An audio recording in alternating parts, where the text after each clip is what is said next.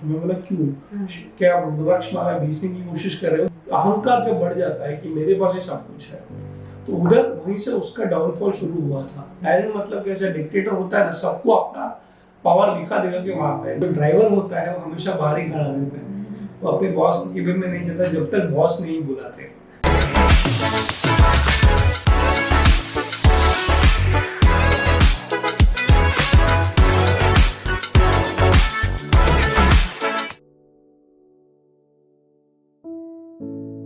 नमस्कार, आप सभी का स्वागत है चाणक्य अनस्क्रिप्टेड हिंदी पॉडकास्ट में। आज है part 2 Shravan month special. Sir, आप बता रहे थे लीडरशिप लेसन्स शिवा भगवान के बारे में, और आपने बताया था कि आपने 12 ज्योतिर्लिंग के दर्शन किए हैं। तो ऐसा कोई पर्टिकुलर ज्योतिर्लिंग का एक्सपीरियंस जो आपने कभी अनुभव ना किया हो? इनफैक्ट बहुत अच्छा सवाल पूछा आपने मानसी जी। जैसे बहुत लोगों ने सुना होगा 12 ज्योतिर्लिंग। क्या है 12 ज्योतिर्लिंग? 12 नंबर और 12 अलग अलग मंदिर है अक्रॉस इंडिया। ऊपर केदारनाथ से लेके नीचे रामेश्वरम तक। तो मैं बहुत भाग्यशाली हूँ, शिव जी की कृपा है कि मैंने सारे 12 ज्योतिर्लिंग किए हैं और बिना प्लानिंग के भगवान ने ये पूरा ट्रिप अरेंज कर दिया। और अगर मैं कहूँ कि हर ज्योतिर्लिंग की अपनी कहानी है, आप गूगल में जा सकते हैं, अलग अलग कहानियां हैं, बट सब शिव जी के साथ कनेक्टेड है। और जैसे आपने पूछा कि आपका कोई अनुभव, तो मेरा हर ज्योतिर्लिंग में अलग अलग अनुभव रहे हैं। लेकिन जो अगर मैं कहूँ कि जो हटके है वो है केदारनाथ। और केदारनाथ अगर हम देखें तो हिमालय में है, और ऐसे कहते हैं कि केदारनाथ एक ऐसा स्थल है जहाँ पे आपको बहुत अलग अलग अनुभव आ जाएंगे। तो मेरा मैं खुद का अनुभव बताऊंगा कि मुझे याद है कि Kedarnath is the most difficult to climb, क्योंकि वो पहाड़ियों में है और आपको बेस में से जब जाना पड़ता है तो बहुत सारी दिक्कत आती है। तो कोई लोग चल भी नहीं पाते, तो घोड़ा या फिर कुछ पालकी वगैरह लेके जाते हैं वहां तक। तो मेरा ये अनुभव रहा है कि मैं खुद एक टूर ऑर्गेनाइजर करके बहुत सारे लोगों को लेके गया था।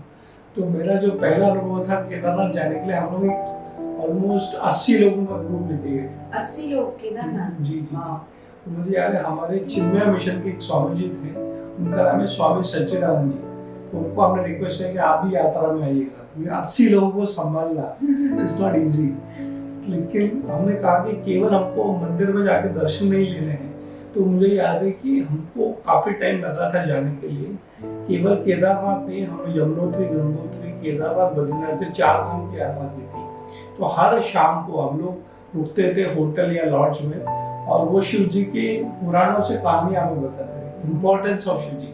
तो मुझे अभी भी याद है, हम जब केदारनाथ गए उस जमाने में तो इतनी फैसिलिटीज नहीं थे, लेकिन जब हम पहुंचे पूरे थक गए थे हम लोग, लेकिन जैसे वहां पहुंचे तो एनर्जी लेवल जो आते तो ऊर्जा, ऐसा लगता है कि पहाड़ों पे इतना ट्रैकिंग करके जाते हो, लेकिन वहाँ पे एवरीबॉडी फेल्ट सो फ्रेश। और मुझे अभी भी याद है कि हम लोग रात को बहुत देर से सोए थे, 10, 11, 12 बज गए थे बातें करते लोगों के साथ वगैरह, लेकिन सुबह 3:30 बजे सब लोग उठ गए, क्योंकि वो जो स्थल है वो इतना पावरफुल है कि आपको नींद भी नहीं आएगी, आपकी थकान पूरी तरह निकल जाएगी। और अभी तो आप देखो कि गवर्नमेंट ने वहाँ पे काफी डेवलपमेंट भी किया है। और एक शायद आपको पता हो कि वहाँ पे बहुत बड़ी बाढ़ आई थी, पूरे बाढ़ में पूरा जो आजू बाजू का जो घर वगैरह सब तबाह हो गया, लेकिन केदारनाथ जो मंदिर है उसको कुछ नहीं हुआ। तो मेरे लिए कहता हूँ कि Kedarnath a very special place. और मैं और एक आपको बात बताऊंगा कि केदारनाथ में अगर आप ध्यान करोगे तो आपको एक अलग ही टाइप का अनुभव आएगा, जैसे कैलाश मानसरोवर है। और एक चीज है कि उसी के पीछे हुआ जो केदारनाथ के मंदिर के पीछे हुआ जो आदि शंकराचार्य जी ने अपना देह का त्याग दिया था। देह का त्याग का मतलब ये नहीं कि वो अपने मृत्यु, उन्होंने कहा कि मेरा जो कार्य है वो पूरा हो गया, और पीछे बाजू से वो निकल गए। और ऐसे भी कहते हैं कि केदारनाथ से स्वर्ग का जो मार्ग है वो काफी बगल में ही है। अब ये तो विश्वास की बात है, लेकिन आप अगर केदारनाथ जाओ या कोई भी ज्योतिर्लिंग में जाओ, आपको एनर्जी लेवल 100% महसूस होता है, इसलिए तो उसे ज्योतिर्लिंग कहते हैं। सर, हर शिव मंदिर के बाहर नंदी जी बैठते हैं, तो इसका क्या सिग्निफिकेंस है? हमारे यहाँ पे जो लीडर होता है उसका एक कार और एक ड्राइवर होता है। ये केवल वेस्ट है। तो अब हमारे जितने भी भारतीय संस्कृति में भगवान है, उनके कोई ना कोई वाहन होते हैं, और वो वाहन शिव जी के लिए नंदी है। बट नंदी जो होता है उसका थोड़ा सिग्निफिकेंस, सिंबॉलिक हम कहते हैं तो बहुत कुछ है। आप कोई भी शिव मंदिर में जाओ आपको बाहर नंदी दिखेगा, और जो ड्राइवर होता है वो हमेशा बाहर ही खड़ा रहता है। वो अपने बॉस के केबिन में नहीं जाता जब तक बॉस नहीं बुलाते, क्योंकि वो डिस्टर्ब नहीं करते, तो हमेशा बाहर ही मिलते हैं। और कभी भी शिव मंदिर में जाओगे तो आप देखोगे कि जो गर्भगृह है जहाँ पे शिवलिंग है वहां पे नंदी नहीं, वो बाहर ही होता है और वो शांति से बैठा रहता है। और ये कहते हैं कि जो भगवान के भक्त होते हैं या साधक होते हैं उनको नंदी की जो क्वालिटीज है, जो गुण है, उसे अपनानी चाहिए। तो पहली क्वालिटी जो है कि पेशेंस, आपको बाहर शांति से रुकना है। तो ड्राइवर आप देखो, कोई भी जो गाड़ी का ड्राइवर होता है जब तक बॉस इंस्ट्रक्ट नहीं करता वो पेशेंटली रुकते रहते हैं। और समझो वो एक जगह से दूसरा जगह लेके गए और उसके जो बॉस है या जो लीडर अंदर मीटिंग में चले, वो फोन करके नहीं पूछता कि कब आओगे वहां। तो अगर नंदी के पास कोई क्वालिटी अगर आपको सीखनी हो है पेशेंस, क्योंकि अध्यात्म के मार्ग में या फिर आप एंटरप्रेन्योर हो या कोई भी चीज करेगा, स्टूडेंट भी हो, तो आपको श्रद्धा ये बहुत जरूरी है और सबूरी भी बहुत जरूरी है। तो पहला क्वालिटी जो नंदी का है वो है श्रद्धा के साथ पेशेंस, शांति से बैठना। तो दूसरा जो क्वालिटी है sitting, Nandi is not sleeping. तो ये बहुत जरूरी है कि वो बहुत सारे लोग मेडिटेशन करने बैठ जाते हैं, वो सो जाते हैं। तो चलो थोड़ा नींद तो आ जाएगा, बिकॉज अगर थके हो तो नींद तो आएगी, लेकिन नंदी कभी भी सोई हुई नहीं होती। आप जब भी ध्यान से देखिएगा, Nandi is very alert. So second quality is patience and alertness. So sitting quality, वो भाग नहीं रहा लेकिन वो शांति से पेशेंटली बैठा हुआ विद अलर्टनेस कि कब शिव जी जाएंगे।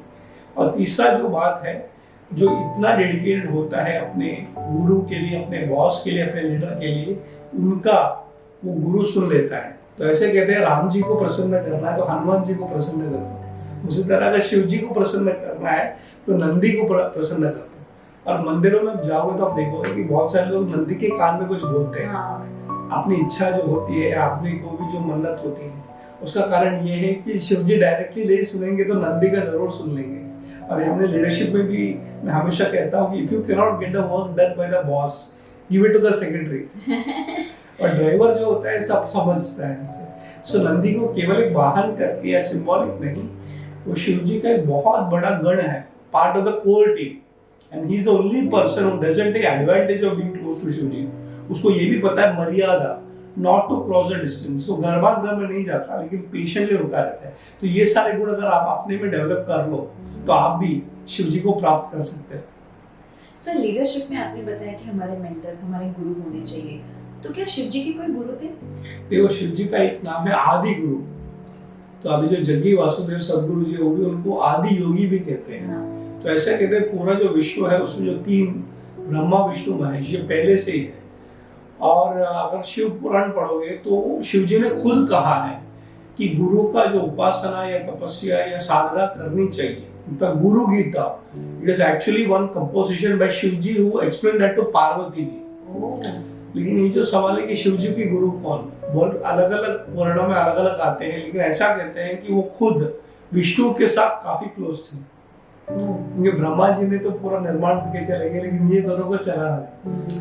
तो ऐसे बहुत सारे आप देखोगे अवतार में, तो देखते हैं कि शिव जी विष्णु जी को बहुत मानते हैं। उदाहरण के लिए ऐसा कहते हैं कि राम जी उनके एक बहुत बड़े गुरु थे और राम जी शिव जी को मानते थे। तो दोनों तरफ से आप देखो उनकी भक्ति कैसे है कि विष्णु के बहुत सारे अवतार हैं, उसको शिव जी मानते हैं। और शिव जी की जब भी कोई भी लीला होती है उसमें आप विष्णु के कोई ना कोई अवतार देखते हो। जैसे रामायण में आप देखोगे तो राम जी इज अ भक्त ऑफ शिव जी। तो ये गुरु का जो महत्व है तो बहुत सारा, लेकिन शिव जी खुद आदि गुरु है। और अगर आप मोक्ष की ओर जाए तो जो अल्टीमेट स्टेट जो बोलते हैं, जो स्थिति, उसको शिव स्थिति बोलते हैं। तो finally through Shiv ji you reach your guru, and Shiv ji himself is one of the Adi gurus. Sir, आपने रामायण की बात की, तो जो 12 ज्योतिर्लिंग है उसमें से आई थिंक एक का सिग्निफिकेंस कुछ राम भगवान से रिलेटेड है। सो इनफैक्ट ऐसा कहते हैं कि राम जब वनवास में थे तो वो शिव जी की बहुत उपासना और पूजा किया करते थे।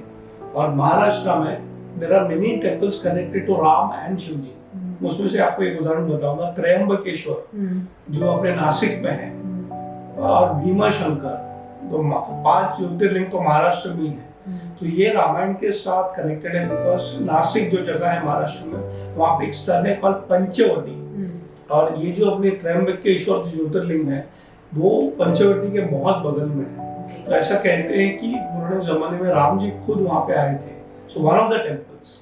बट आप रामेश्वरम भी जाओ, नाम ही रामेश्वर है, और ज्योतिर्लिंग देखिए शिव जी के साथ कनेक्टेड राम। ऐसा कहते हैं कि जब राम जी सीता जी को ढूंढने जा रहे थे लंका में, तो last point he was Rameshwar. और ऐसा कहते हैं कि इतना समुद्र को के आगे जाना है लंका में, तो उन्होंने शिव जी की उपासना की थी, तो वो जो मंदिर है उसे रामेश्वरम कहते हैं। तो शिव जी का मंदिर और राम का नाम। ओके सर, लीडरशिप में एक बार आपने हमें बताया था कि नेवर मिसयूज योर पावर, और इससे अगर मैं कनेक्ट करूं तो शिव जी के पास थर्ड आई का पावर है, राइट? इसका अगर आप कुछ पर्सपेक्टिव बता पाए तो। जी बिल्कुल। इनफैक्ट मैं कहता हूँ कि never misuse your power but use your power. फर्क है इसमें। मिसयूज का मतलब क्या होता है कि जब हम कोई भी शक्ति अपने आप के लिए, अपने फायदे के लिए करते हैं, that is corruption. So never misuse the power but use the power. जैसे कि चाणक्य भी कहता है कि लीडर जब आप बन जाते हो तो आपको पावर तो आता ही है, बिकॉज आप अगर कोई भी पेपर साइन कर दो that becomes N order. So power तो है ही। सो जैसे चाणक्य का जो अर्थशास्त्र है उसका एक नाम है दंड नीति। Leader has the power to punish also, but he can not become a tyrant. Tyrant मतलब कैसे डिक्टेटर होता है ना, सबको अपना पावर दिखा दिखा के मारता है। जो गरीब होता है, जो जिसमें कोई शक्ति नहीं होता है, अबल होता है, उसको आप क्यों पनिश करते हो? That is misuse of power. तो दुनिया में जितने भी लीडर हैं जिन्होंने गलत यूज किया पावर का, they were always out of power. लेकिन जिन्होंने यूज किया, जैसे मेरे पास शक्ति है और एक गरीब आदमी के बोलते सर मेरा ये काम नहीं हो रहा है, और उसने कह दिया अपने मंत्री से एक काम कराओ दो, और कल वो काम हो गया, तो इज यूज ऑफ पावर। तो जैसे मैंने हमेशा कहा है कि शिव जी भी जो है ही नेवर मिसयूजेस पावर। जैसे मैंने कहानी बताई थी कि उसको एक घर था, लेकिन जब एक भक्त आ गया तो घर भी दे दिया। ही नेवर मिसयूज्ड कि मेरा घर सबसे बड़ा होना चाहिए। वो तो कैलाश में रहता है, पहाड़ों में रहता है, उनका खुद का घर भी नहीं है। So he never misuses any power for himself, even though he had the best house, he gave it away.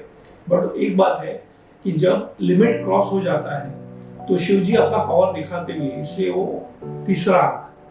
But एक भी याद रखिएगा कि वो तीसरा आंख हमेशा नहीं खोलते, एक्सट्रीम कंडीशंस में खोलते हैं जब कुछ काम नहीं आते। जैसे कि बहुत सारे देशों में ये होता है कि जो क्रिमिनल्स होते हैं या टेररिस्ट होते हैं या फिर कोई भी जो गलत काम करते हैं, एंटी सोशल एलिमेंट्स, उनका जब नंबर बढ़ जाता है तो government has to use the power to even eliminate them. But Shiva ji उसी तरह है, is the lord of death. वो लोग कभी भी अपना जो पावर है मिसयूज नहीं करते कि चलो यार मैं तुम्हें मार सकता हूँ, I have the license to kill you, but I will not kill you till the time comes.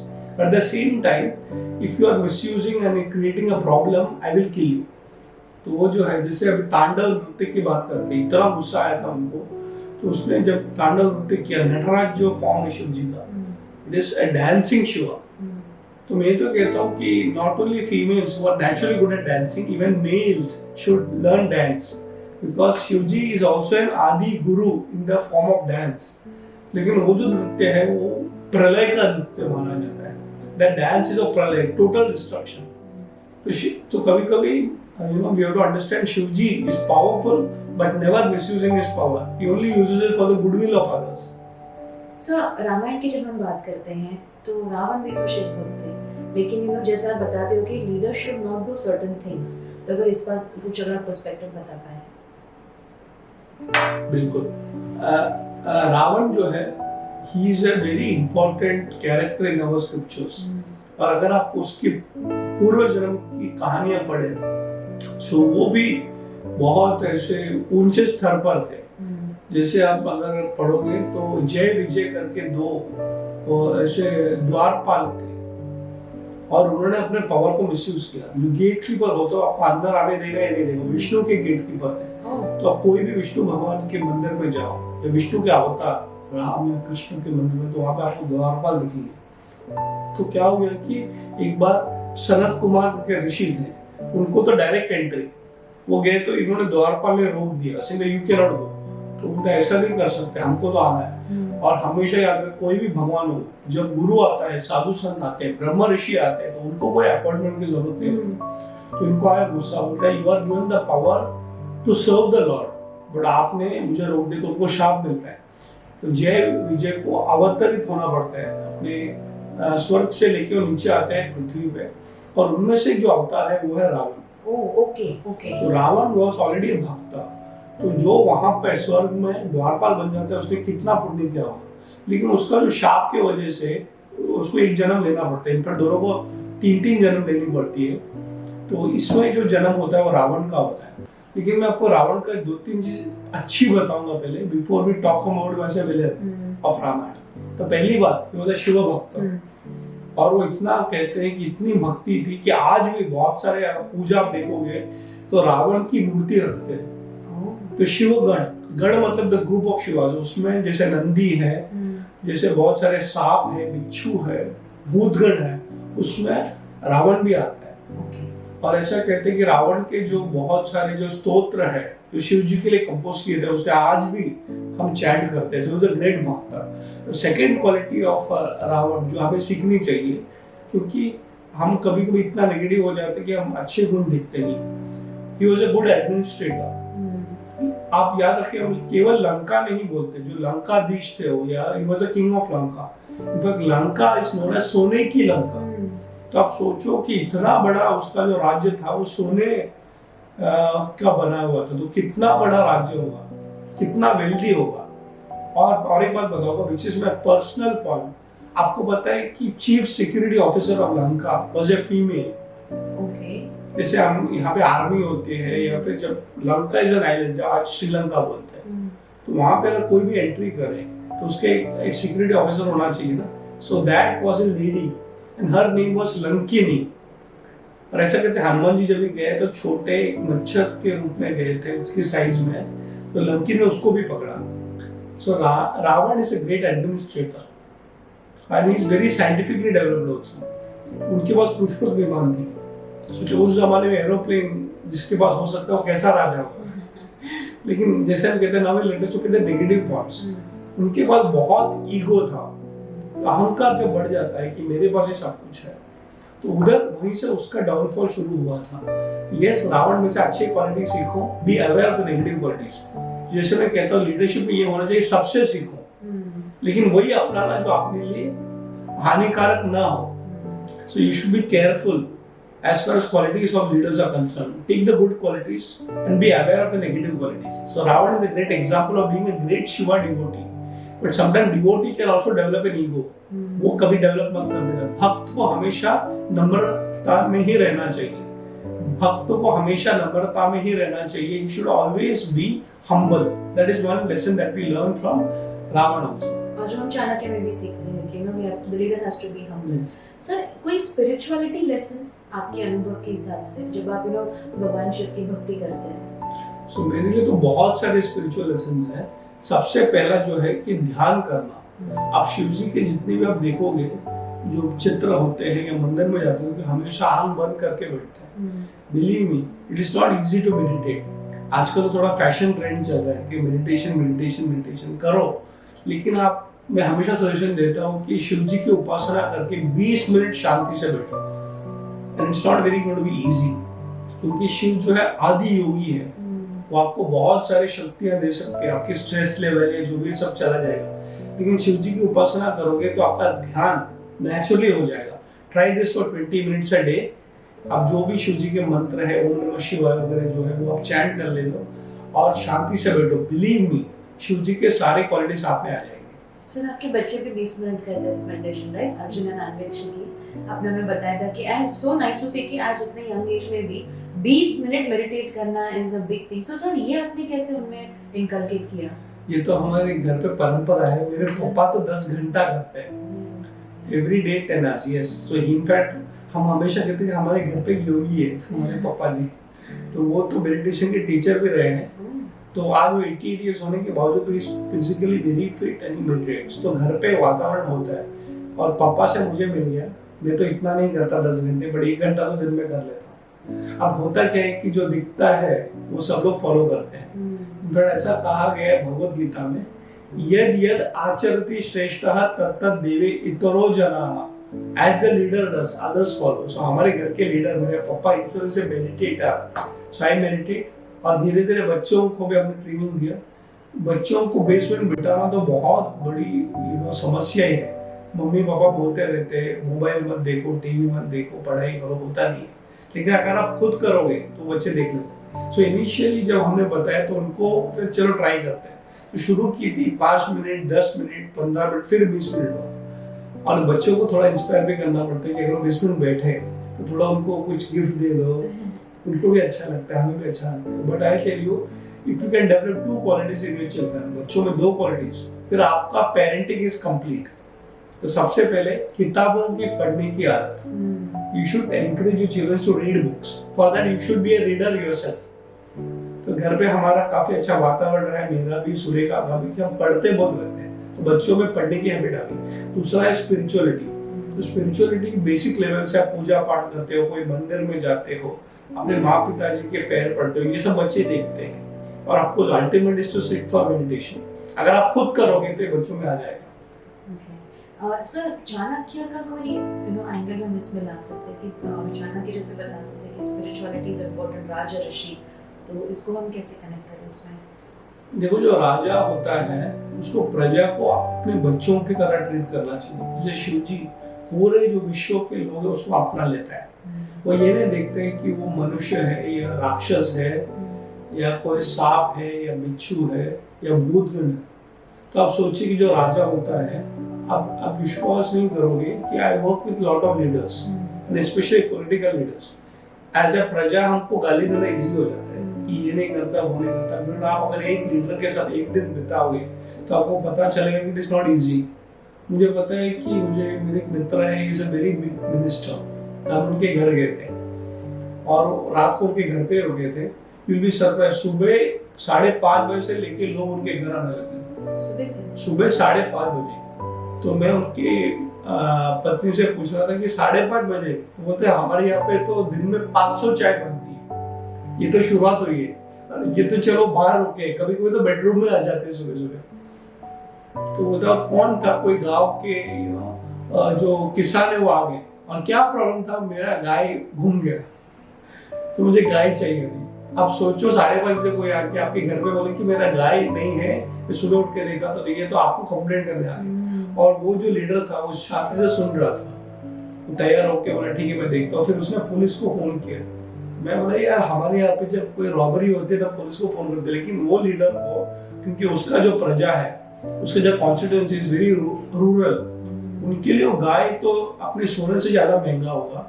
महंगा not in the cost perspective, उसके लिए उसका एक धन है वो लीडर, वो भी सुनता है। फिर हम देखे कि धीरे धीरे बाद में हम तैयार हो गए, हमने नाश्ता वगैरह किया, और जब 9 बजे हम लोग गए तो एक राजा का दरबार जैसे था।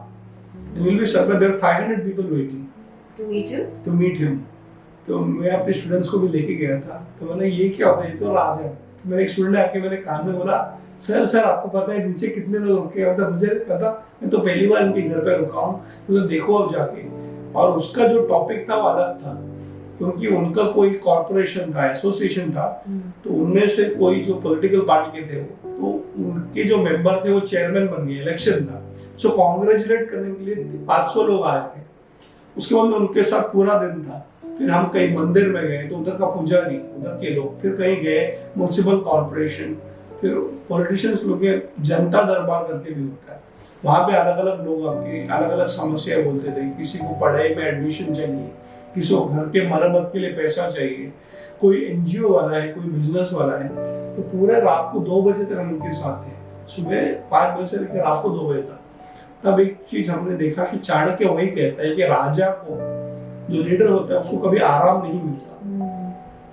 वो कहते हैं कि जो शासक होता है और शिक्षक जो होता है, दोनों के नसीब में आराम नहीं लिखा आता है। सो आई रिक्वेस्ट कि अगर आपको लीडर बननी है तो आपको बहुत ऐसा टाइम मैनेजमेंट का एक skill, and all your time should be devoted to the praja. उसी तरह देव शिव जी भी सबको अपना देते हैं। So one of the leadership qualities that if you think leadership is about power, it is not. Leadership is about serving the people. लोगों के हित में जो काम करते हैं, वही चाणक्य ने कहा है, प्रजा सुखे सुखम राज्ञः प्रजा नाम च हिते हितम। प्रजा के सुख में राजा का सुख है, प्रजा के हित में राजा का हित है। मेरा और मेरा परिवार का सुख वो मुझे नहीं देखना है। तो ये पूरा विश्व मेरा जो है वो मेरी प्रजा है, वो मेरा परिवार है, वसुधैव कुटुंबकम। ये चाणक्य के विचार है। सर रुद्राक्ष के बारे में कुछ बताइए। काफी लोग रुद्राक्ष घर पे रखते हैं, काफी लोग रुद्राक्ष पहनते हैं, काफी लोग उसकी जपमाला करते हैं, तो आपका क्या अनुभव है रुद्राक्ष को लेके? सो अब देखिए शिव जी को रुद्र भी कहा गया है। So if you look at this rudraksh, it's actually seed of a tree. एक वृक्ष के सीड होते हैं और आप बहुत सारे जगह ये वृक्ष आजकल मिलते हैं, उसका जो सीड होता है, कई कई कहानी ऐसी बताई कि वो आंसू है। तो these are actually the tears of a devotee. Now coming to scientifically, अगर आप इसको देखो, this has got the power of saving energy.